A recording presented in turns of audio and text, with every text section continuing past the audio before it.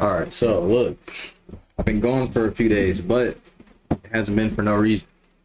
So, luckily, I went to a gym, and they said, you know what, we're gonna take a chance. We're gonna buy some gloves from my fighters.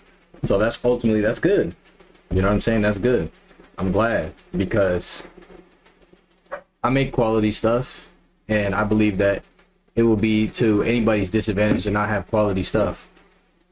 And then we kind of got to discussing a little bit, right, regarding the boxing stuff, and he was like, man, these are really good. Like, these are really, really good. Like, he kept saying that over and over again, right? But he was like, my bad, I'm watching a movie in the background. I don't know if y'all can hear it, but he was like, these are really good, but the only thing that I'm stuck on, is the price, like, blah, blah, blah, right? And I was like, listen, don't worry about that. You know what I mean? All right. Oh, so ridiculous. But anyways, he was like, the only thing I'm stuck on and worried about is the price, like people being willing to buy from you. And sometimes that just brought me to another thought. Something that a lot of people face when it comes to their stuff and figuring out their worth and knowing their worth is, if you're somebody who puts in the best, the most amount of work that you can in order to make sure that you create quality product. And then when it comes to pricing, a lot of people, they get a little shy and insecure about pricing. But what I always say is, trust your dope, stand on your price, right? Him saying that, he was worried about this and worried about that, right?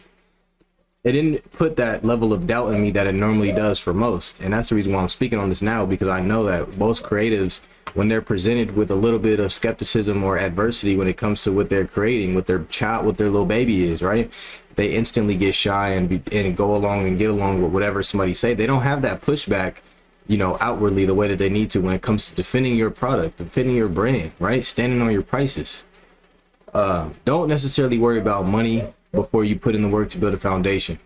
But if you put in the work to build a foundation, the money's gonna come every time. You just gotta trust the process, and you have to stay patient.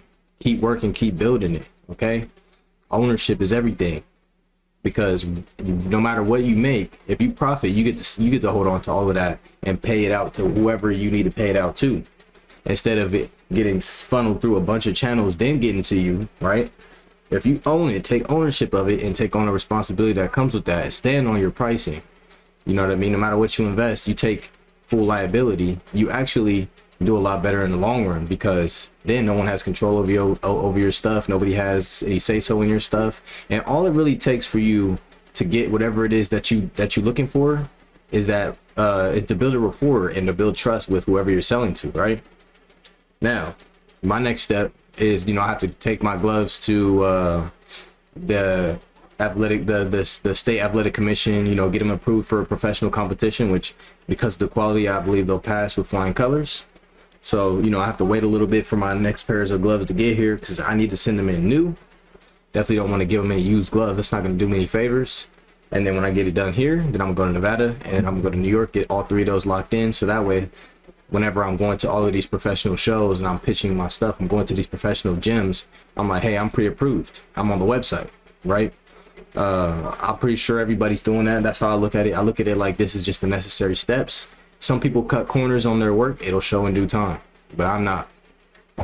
And the lesson here today is, state your price, okay? Stand on your price. Make sure it makes sense, right? And people are going to have skepticism, right? People are going to say, the average individual is not going to shop with you, or maybe will feel hesitant, or it's going to be hard to justify. And what I say is, you trust your vision, you trust your gut. You're on a mission. It's you. You're the one who started this.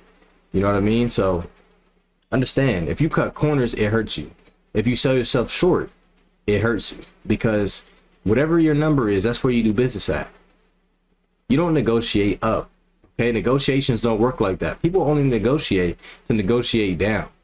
Okay, so you create a quality product that you can stand behind, and that has its own legs. All right, and then you introduce it to the public, and when they say, man, we need this, what you want for it? You drop your price, you stand on your price, and you say, this is the buy-in. And then you leave and you let them go ahead and go back to the product they've been using up to this point, and then they start to talk to themselves, man, I've been spending, you know, 140 every like 6 months, or, you know, my padding went out after a year. You know what I mean? Like, maybe I do need better gloves. Maybe I should give it a quality John a try, right? And you want to make sure that you treat them so well, and you're not trying to overly sell them. You're not trying to scam them, right? You just present a product that's quality, and you say, this is the buy-in, and then you leave. You take your ball, you go home, okay? And you leave it in their court to say yay or nay. And the thing about it is, you don't need the whole world to buy your stuff. You know what I mean? You don't. Some of these corporations, the only way that they're able to get everyone to buy into them, right? Some of these huge corporations is through, you know, you're going to have to manipulate and step on people to make that happen. But realistically, you don't need a huge group behind you. You know, you don't need to be super popular. You don't, you know, clout and all of that, clout chasing and all that, it doesn't do anything but it cut corners and sell yourself short. Because lack of a foundation, if you build a city, right? Imagine this, treat it like this.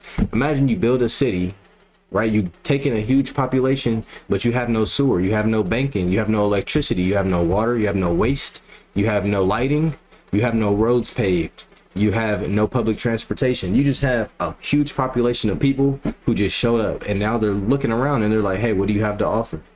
You didn't think about that. You didn't think that far. You had one product that they all already have. That's what brought them here. Now that they're here, now what? So those are the questions you have to ask and yourself before you list your price. And those are the things that you need in order to make you confident when it comes to standing on your price. You know what I mean? You say, hey, look, I invested all of this money here and here and here to make sure that when y'all show up, you're treated correctly. You know, I have, you know, my email situation set up. I have my website set up. I got this. Maybe you have a store, you do mail order, and you do brick and mortar. You know what I mean? Maybe you have both, which is ultimately my goal. I want to have one headquarters, and I want to do business out of that headquarters, and I want to do mail order. That's it. That's it.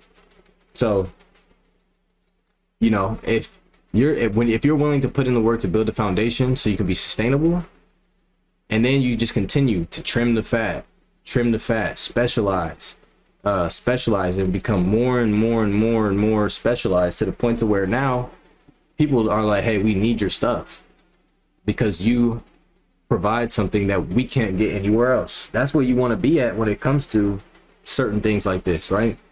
When it comes to, if you're going to be selling something that is technically very highly saturated in the market, everyone's mission is different. But I'm only talking to the people who are here, they're not trying to cut corners and do it the right way, who are all about ownership, who are all about, you know, long-term sustainability. That's what I'm talking to. If you're like, hey, I made this amount of money real quick, I went viral real quick, that's good. That's a cash injection. You know what I mean? That's quick capital.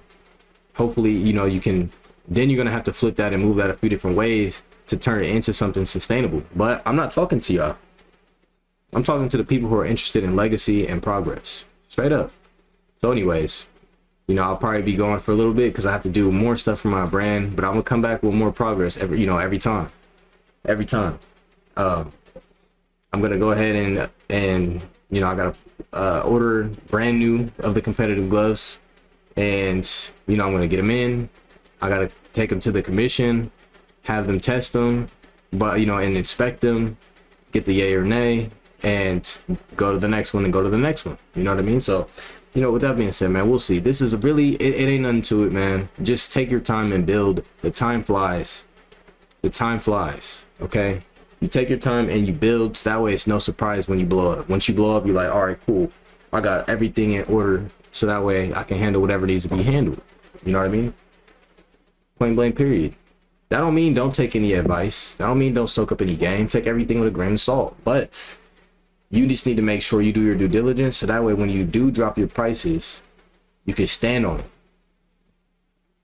See you on the next video, man.